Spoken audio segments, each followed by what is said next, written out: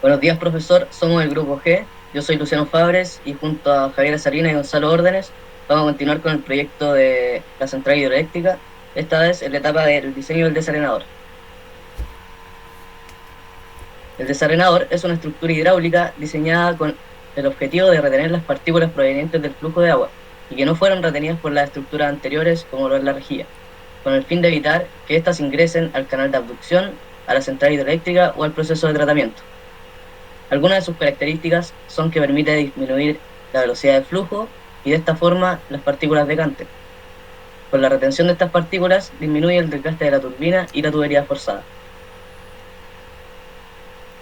Los tipos de desarenador que tenemos, primeramente tenemos el desarenador de tipo vórtice, que se basa en un sistema de generación de un remolino mecánico o vórtice que captura los sólidos en la tolva central de un tanque circular.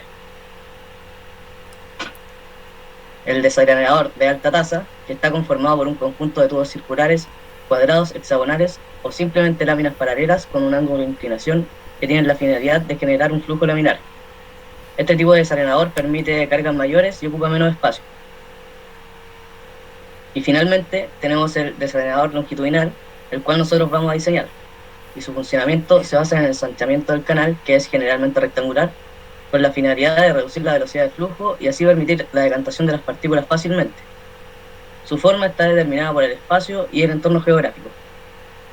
En nuestro caso, el desarenador será de una materialidad de hormigón armado, constará de dos naves de 2,86 metros cúbicos partido segundo y estas tendrán una disposición paralela. Dentro de los componentes del desarenador, podemos notar que la unidad se divide en 4 zonas. La zona de entrada, que tiene como función conseguir una distribución uniforme de las líneas de flujo dentro de la unidad, uniformizando a su vez la velocidad. La zona de desarenación, que es la parte de la estructura en la cual se realiza el proceso de depósito de las partículas por acción de gravedad. La zona de salida, conformada por un vertedero de rebose diseñado para mantener una velocidad que no altere el reposo de la arena sedimentada. Y la zona de depósito y eliminación de la arena sedimentada, que está constituida por una tolva con una pendiente mínima de 10%, que permite el deslizamiento de la arena hacia el canal de limpieza de los sedimentos. Bueno, para la elección de la turbina, será necesario entrar con los datos calculados anteriormente en el proyecto de caudal y altura de caída del siguiente gráfico, marcando así que necesitamos una turbina tipo Francis, la cual tiene un diámetro de partícula a eliminar de entre 0,4 y 1 milímetros. En nuestro caso, la partícula a sedimentar será de 0,6 milímetros. Para calcular la velocidad de escurrimiento del flujo, será necesario ocupar dos parámetros: la constante en función del diámetro, que sería una de 46, y el diámetro de las partículas a sedimentar, que sería 0,6. Introduciendo estos datos dentro de la fórmula, obtenemos que se tiene una velocidad de escurrimiento de flujo de 0,356 metros partido segundo. Buenas tardes, profesor. Mi nombre es Gonzalo y yo ahora presentaré algunos cálculos realizados para el diseño del desarenador. Primero obtendremos la velocidad de decantación, o también conocida como velocidad de caída, por tres métodos distintos. El primer método es el de Arkangelsky, y para esto utilizaremos la siguiente tabla, ingresando con el diámetro de las partículas que obtuvimos anteriormente. Por lo que ingresamos con un valor de 0,6 milímetros, obteniendo así una velocidad de 6,48 centímetros por segundo o 0,0648 metros por segundo. El siguiente método es el de Stokes y Celerio. Usando el siguiente gráfico, ingresaremos con el diámetro de partículas y lo intersectamos con la curva de Celerio, obteniendo así una velocidad de decantación de aproximadamente 6 centímetros por segundo o 0,06 metros por segundo.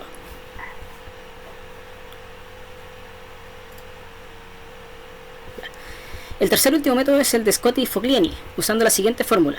Para esto ingresaremos el valor del diámetro de partículas en metros, obteniendo así una velocidad de 0,098 metros por segundo.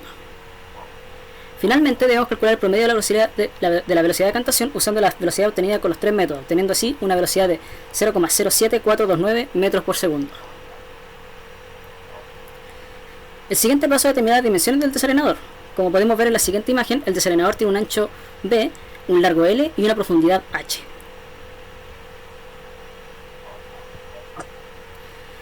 Para calcular el ancho usaremos la siguiente fórmula.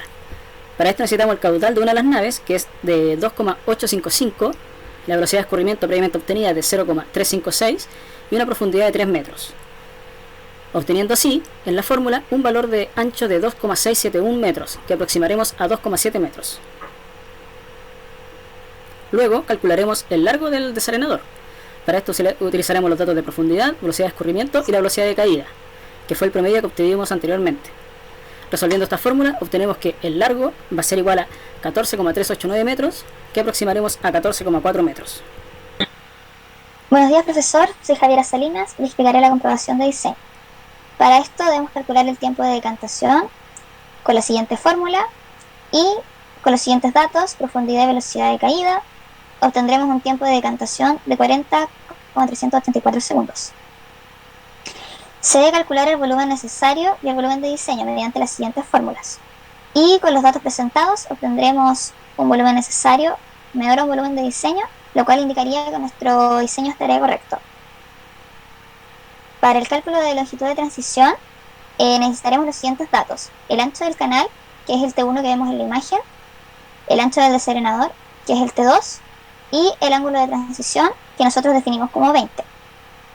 Se reemplazarán los datos de la siguiente fórmula y se obtendrá una longitud de transición de 4,671 metros, correspondiente a entrada y salida.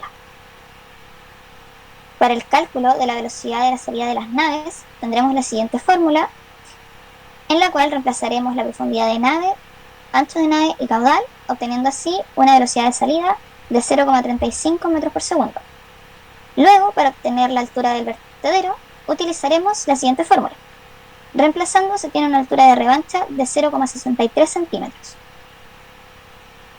Finalmente, tendremos todos los datos para el diseño de nuestro desarenador en la siguiente tabla resumen.